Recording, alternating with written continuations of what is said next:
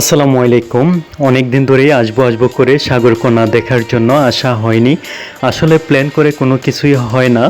হঠাৎ করে কোথাও যাওয়া হয়। এটা আসলে আমার ক্ষেত্রে আমি দেখেছি এটাই সত্যি। এমনটাই ঘটে। তো সমুদ্র সৈকতে এসেছি সাগরকন্যা কুয়াকাটায়।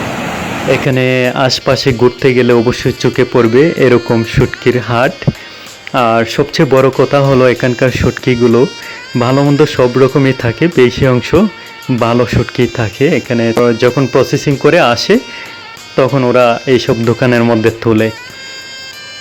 আর কেমিক্যাল যেগুলা দেয়া থাকে বা যা বলে এগুলো আসলে নিজেরা দেখে যাচাই বাছাই করে নিতে হয়। আর এটা নিজেদের আইডিয়ার উপরে। আমরা যেহেতু সব মানে শুটকি কিনি না, আমি জানিও না, আমার এই ধরনের কোনো আইডিয়াও নেই।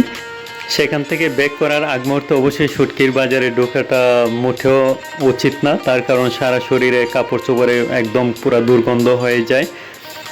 ঢাকা বা যার যার বাড়িতে ব্যাক করার আগ মুহূর্তে আগের দিন যাওয়াটা উচিত। আগ মুহূর্তে তো অবশ্যই উচিত না, কারণ সারা শরীরে জামা কাপড় একদম পুরো গন্ধে ভরে যাবে, বাস আপনি যে গাড়িতেই যাবেন। আমি গিয়েছিলাম ঢাকা ব্যাক করার আগের দিন।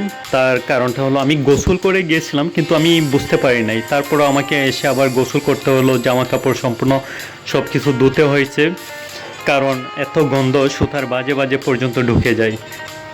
সে বিষয়টা খেয়াল রাখতে হবে অবশ্যই।